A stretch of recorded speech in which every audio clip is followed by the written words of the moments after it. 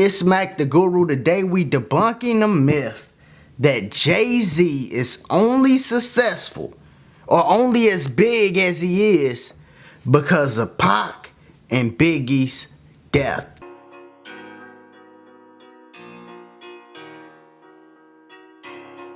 Everything comes from the darkness. Now, the reason that Jay-Z would have still been Jay-Z, regardless if Pac or Big was alive, is because how he became big, right? How he became, not big as in big, Notorious B.i.g, but big as in how he became Jay-Z. His success story, right? He didn't become big because he just dropped and his music blew up and he was the biggest artist in the world. No. Jay-Z has dropped a gang of albums. It's rare that he had the most successful or even most hottest album of the year. He became big because of consistency. Now what we about to do is literally break down each year that Jay-Z dropped the album. Because he dropped an album, when he first came out, he dropped like every year. We're going to break it down and I'm going to tell you the albums that year that clearly beat Jay-Z album. The key is Jay-Z will still have a top 5 album. His consistency is what got him here. His debut album, Reasonable Doubt, came in 1996. You know what else dropped that year? All Eyes on Me, Tupac. Reasonable Doubt wasn't better than that. Not then. You could try to do reverse history and it still don't beat All Eyes on Me. It ain't got enough hits. The Fugees album dropped that same year. Machiavelli dropped that same year. But Jay-Z was up there though. Reasonable Doubt was up there. Great album. 1997.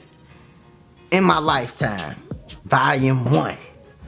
I like Volume 1. Looking back on it. But know what came out in 1997? Biggie, Life After Death. They got that beat.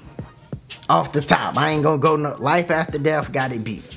Similar to like how All Eyes on Me had Reasonable Doubt beat.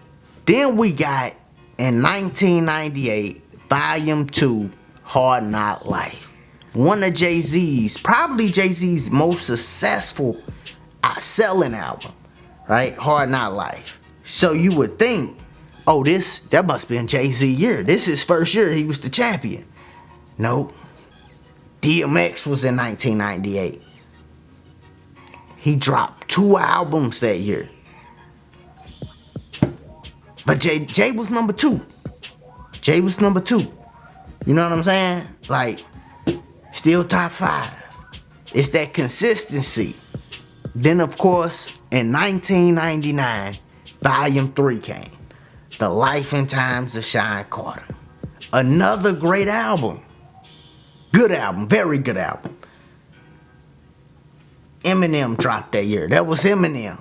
My name is Eminem. Yeah. Then we go into the 2000s. Guess what? Jay dropped 96, 97, 98, 99, and 2000. 2000 is the dynasty. You know, our introduction to Benny Siegel. For real. You know, on a large scale, you know. Great album. I like the Dynasty. Very good album, but I like the Dynasty. Was the Dynasty the best album that year? Was Jay-Z the champion in 2000? No.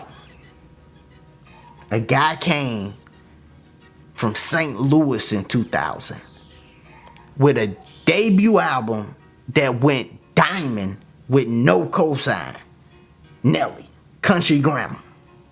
That's Country Grammar, Ride With Me, E.I, Batters Up, just hits on it. The Dynasty album was good though, it was very good. So Jay can't go number 1. Then you had other albums, Ludacris, Back for the First Time.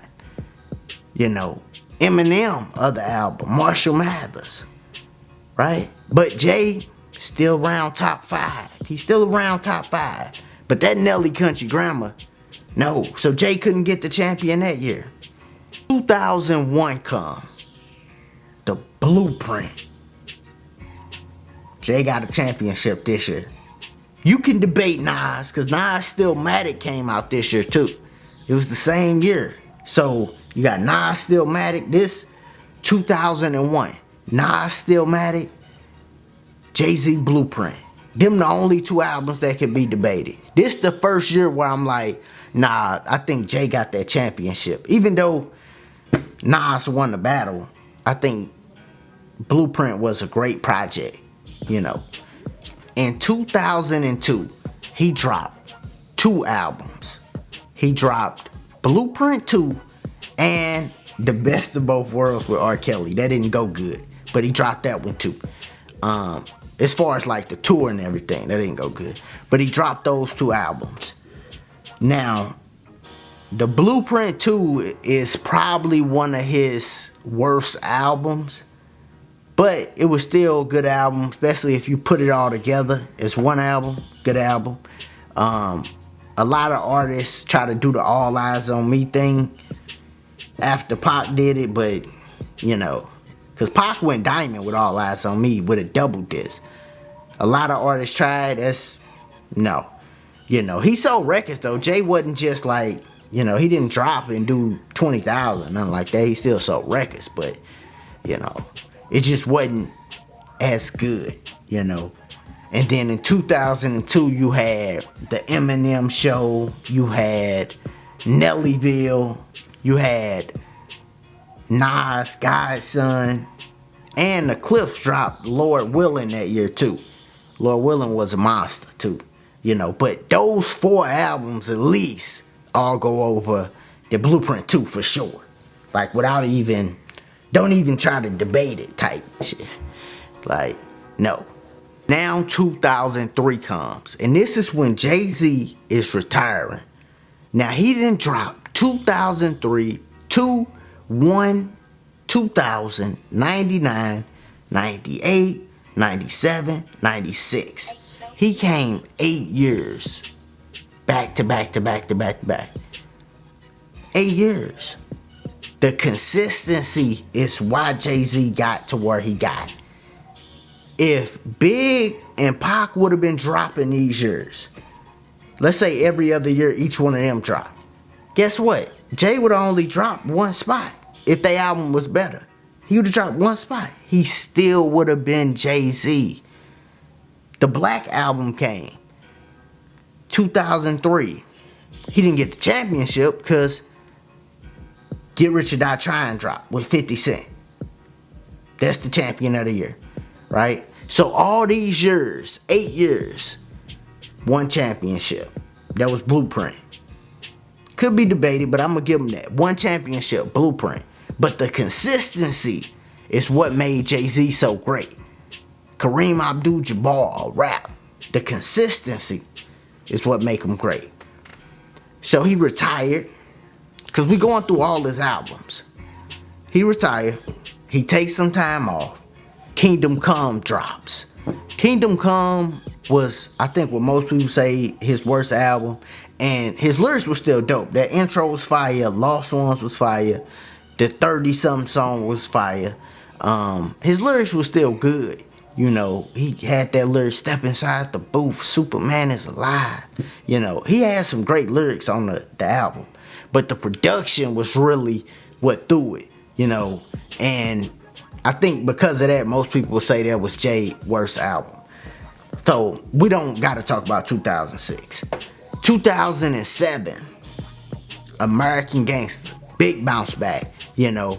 But he can't get the champion. That's Kanye West's Graduation, right? Now remember, Jay-Z is older now. So now he not dropping every year. The next time he come back was 2009. He dropped Blueprint 3. Blueprint 3 was a good album to me. You know, it got mixed reviews, but I like Blueprint 3. I remember riding the Blueprint 3 for a long time. Now, 2009, he in a whole nother class. Drake dropped So Far Gone that year. So Far Gone was a great, it was mixtape, but it was great. You know, people look at it like an album now. It was real great. So I got to get that to Drake, you know. 2011 was Watch the Throne. 2013, Magna Carta. 2017 was 444. That's the first one where it's like really up there. But Kendrick Lamar dropped Damn, and the Migos dropped Culture. Them two albums were, you know, no. Jay don't get the championship that year neither. So Jaden dropped like 15 albums, right? With Watch the Throne. Yo, he got one championship where you could say, yo, this was the best album that year. But you know his consistency from early on. But when he came back, the guys that he was competing with early on, they gone. They not there no more. But Jay still competing. That's what make him so great. That's why Jay-Z is Jay-Z. So he would have still been there if Pac and Biggie was alive. If you're still here, click that like button. And as always, y'all be easy, be safe. Peace.